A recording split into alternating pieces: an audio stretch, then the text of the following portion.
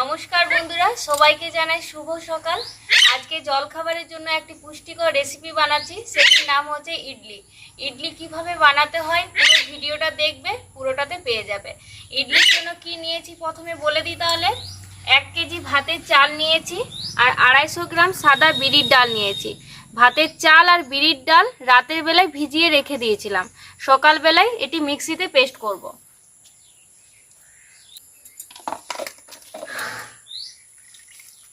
এটি 2-3 বার চালটা ধুয়ে আগে জলটা ফেলে দিয়েছি রাতের বেলায়, তারপরে আরো ফ্রেশ জল দিলাম, নিয়ে রাতে গোটা রাত ভিজলো, নিয়ে রাতে ভিজে পরে চালটা একটু ফুলেছে, বিরির ডালটা একটু ফুলেছে, নিয়ে এবারে মিক্সিতে পেস্ট করব।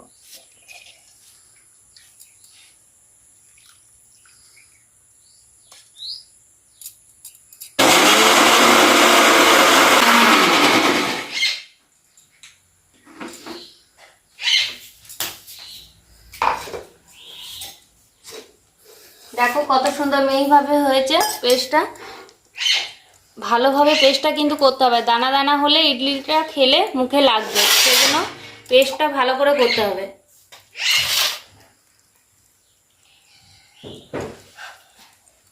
খুব পাতলা করা যাবে না, যেমন আমি করেছি ঘন সেরকমই করবে।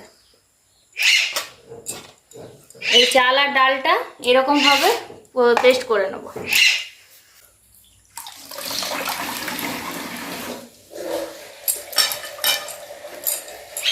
এরকম ভাবে যতটা চাল আর ডাল আছে এরকম ভালো করে মিহি করে পেস্ট করে নেব। বন্ধুরা দেখো, মিক্সিতে আমার পেস্ট করা কমপ্লিট হয়ে গেল। কি সুন্দর মিহি ভাবে স্মুথ ভাবে হয়েছে পেস্টটা। এটি এবারে ঢেলে নিচ্ছি।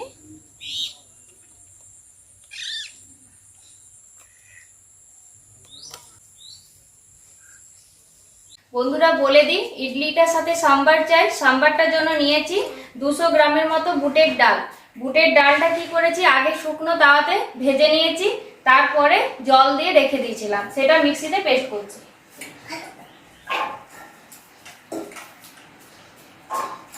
বুটের ডালটা যখন ভাজবে, সেন্ট উঠবে দেখবে, তখনই নামিয়ে দিবে।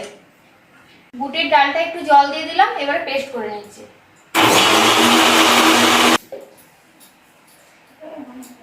দেখো কি সুন্দর পেস্ট হয়ে গেছে। সাম্বারের জন্য পেস্টটা রেডি একদম। এবারে এটা কড়াইয়ে ছকবো। গ্যাসের মধ্যে কড়াই চাপিয়ে দিয়েছি, কড়াইয়ের মধ্যে সরষের তেল দিয়ে দিচ্ছি।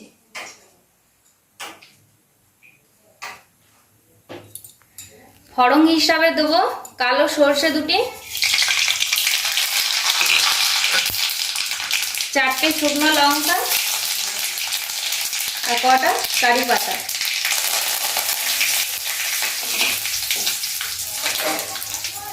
এগুলি ভালো করে আগে ভেজে নিই একটু।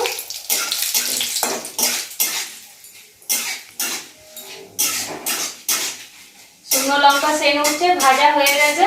এবারে দিয়ে দিচ্ছি আমি বুটের ডালটা, যেটা পেস্ট করে রেখেছি। কত মসৃণ দেখো, মসৃণ ভাবে কিন্তু পেস্ট করবে, সেই পেস্টটা দিয়ে দিচ্ছি।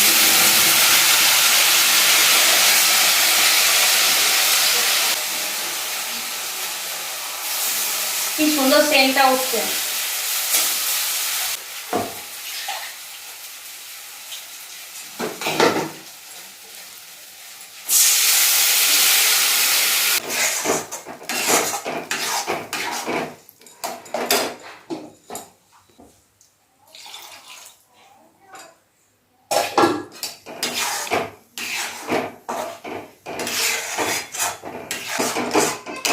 এরপর দিয়ে দেবো আমি লবণ, স্বাদ মতো। ডালের যাতে স্বাদটা সেরকমই লবণ অনুযায়ী দিচ্ছি। আর অল্প পরিমাণ হলুদ, বেশি দেব না।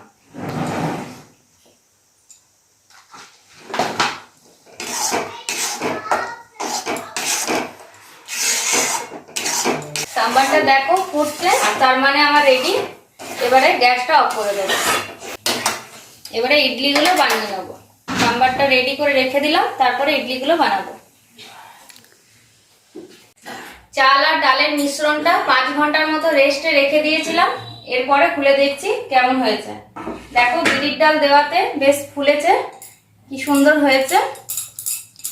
এটি ভালো করে ফাটিয়ে নিয়ে একটু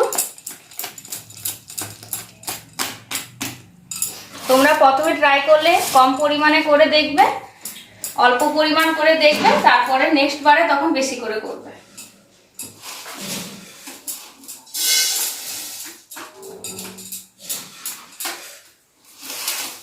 ইডলিটা বানাবার জন্য একটা ইডলি মেকার অবশ্যই চাই। ইডলি মেকারের এইটা দেখো 3টে প্লেট দেওয়া আছে, একটু ছোট, তারপরে এটা একটু বড় দেওয়া আছে। আগে প্রথমে এটা আমি জল দিয়ে দেবো। এই দাগটা আছে, ফার্স্টের দাগ অবধি দিতে হবে।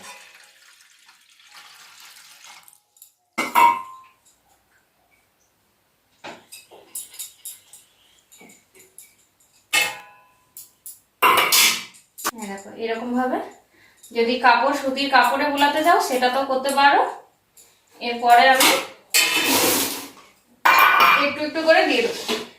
জলটাকে চাপিয়ে দিচ্ছি, জলটা গরম হোক, আর এদিকে আমি প্লেটগুলো সাজিয়ে নিই। ছোট্ট একটা ডাবুর মতো নিয়েছি,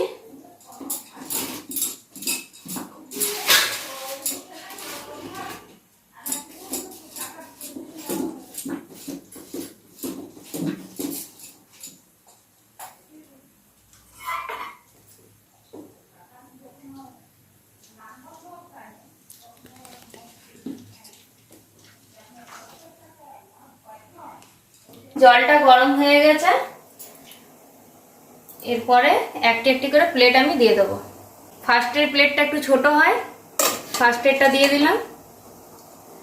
তারপরে সেকেন্ডেরটা আর একটু বড় হয়,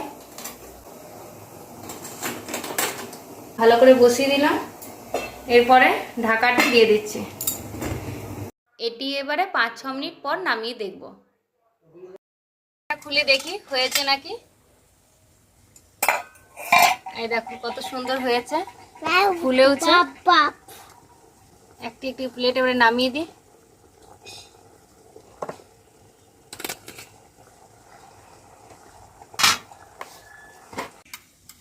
এরকম একটি একটি করে তুলে নিচ্ছি।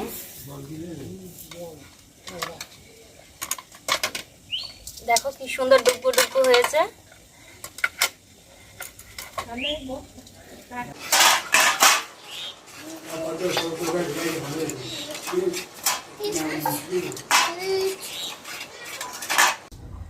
দেখো ইডলিগুলো কত সুন্দর হয়েছে, দেখেই বুঝতে পারছো যে কতটা সফট হয়েছে, আর গোল গোল কি সুন্দর হয়েছে। এগুলো এবারে পরিবেশন করে দেখাচ্ছি। দুটো নিয়ে নিলাম, টেস্ট করে দেখি কেমন লাগছে। ছোট্ট ছোট করে কেটে নিই, তাহলে সুবিধা হবে।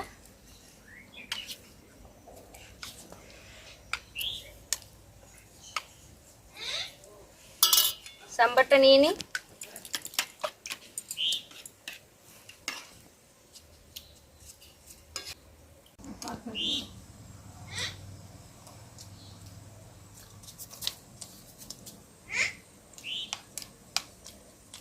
খুব সুন্দর হয়েছে, একদম পারফেক্ট হয়েছে। তোমরা এভাবে বানিয়ে নাও, ঘরে সুন্দর করে বানাও। ভিডিওটা দেখবে, তাহলে কোনো অসুবিধা হবে না।